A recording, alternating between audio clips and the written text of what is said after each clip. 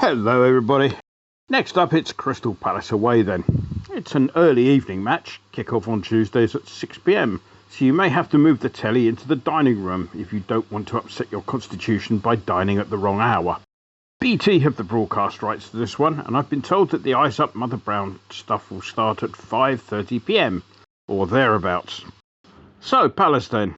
Well, in the interest of improving morale in the midst of the general gloom and doom caused by this damned virus, I can think of two good things to come out of the resulting lockdown.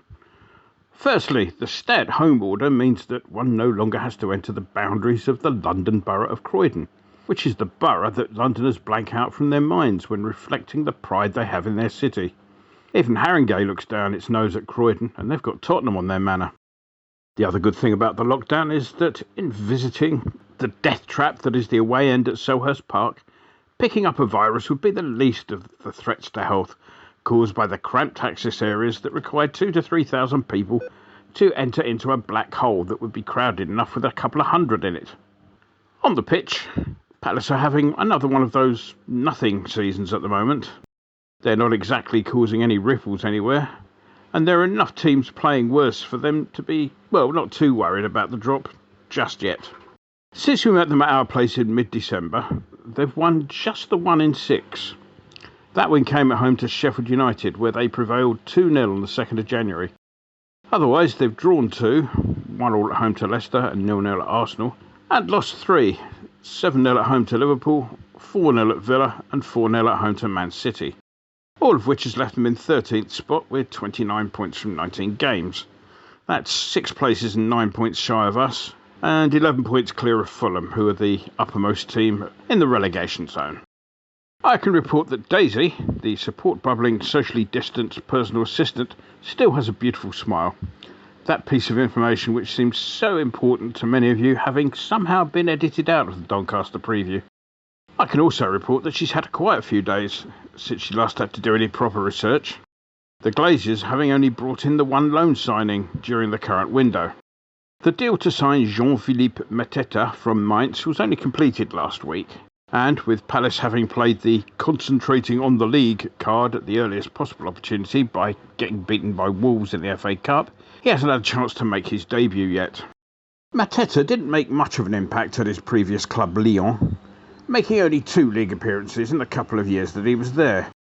Now, we do like a good name in these parts, and I am delighted to announce that Mateta's league debut at Lyon came as a sub when he replaced the wonderfully named Maxwell Comet in a win over Montpellier.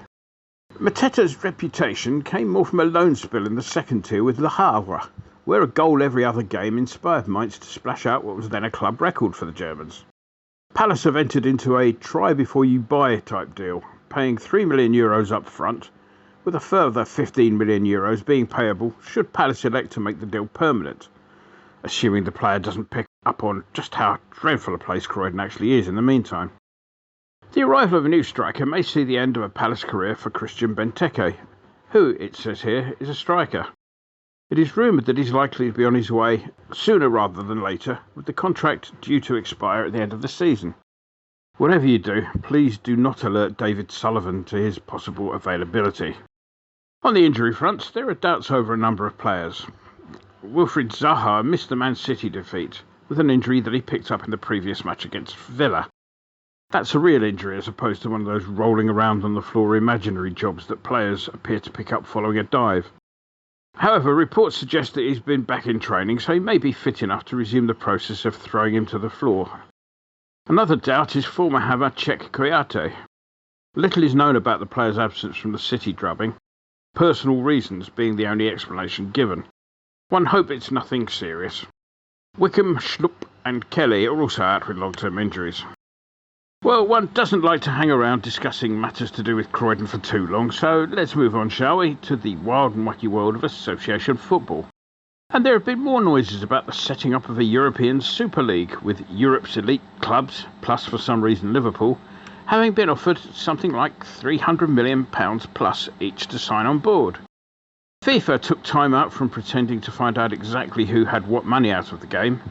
I believe they've got as far as identifying the colour of the brown envelopes involved, to point out that any players taking part in unauthorised competitions would not be able to play for their countries. This would at least give the players something to think about, with the obvious exception of those who are Scottish. Meanwhile, the email and inbox at Anfield has already received one of those Super League Inc. would like to recall their message entitled "Big Bucks Could Be Yours" Outlook messages. Elsewhere, Mesut Ozil's move from Arsenal to Fenerbahce came as a surprise to many who hadn't been aware that the player was still at Arsenal in the first place. Fenerbahce have asked supporters to help finance the deal by sending good luck text messages costing £2 a time to the club's premium rate number. Whatever you do, do not alert David Sullivan to this scheme.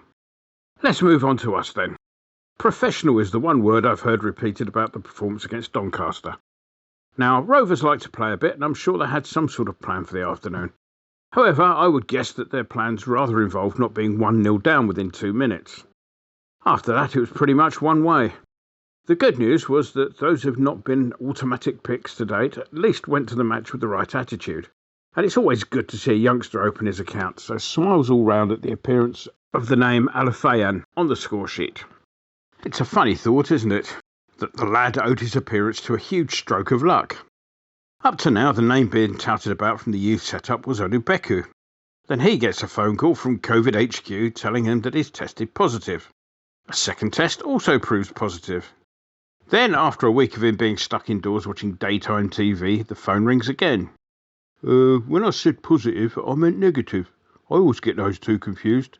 That's what cost me my job as an electrician. Onubeku ends up cursing his luck, and his lack of training prevents him making an appearance, whilst Alafayan bags a sitter, having played an under-23 match the night before. Antonio was given a welcome day off. I can't be the only one who looked on that rampaging run that it had West Brom players bouncing off him the other night with a mixture of admiration and fear, as one instinctively clutched the back of one's thigh. The sensible decision to give him a rest saw us playing without anyone in a recognised striker position. Whatever you do, do not tell David Sullivan that we won 4-0 doing this. The win sees us travelling in the next round to Old Trafford, with the local side there having beaten Liverpool 3-2, so that the Scousers can now concentrate on the Super League, if only they'd answer their calls. That'll please David Sullivan, who's been known to bemoan the expense involved in travelling to away cup ties.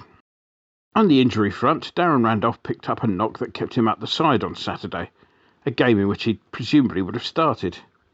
At least he'll be company for Arthur, who's the only other name on the injury list.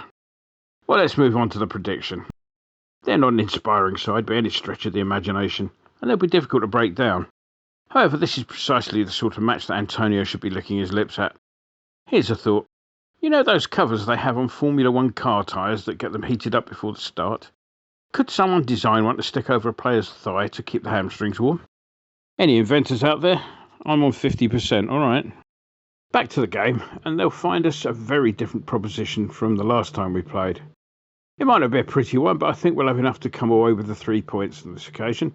So I'm going to place the £2.50 I was going to chip in towards paying off some of the bankrupt Croydon Council's debts, and instead put it on a 2-1 away win, if that's okay with you, Mr. Winston.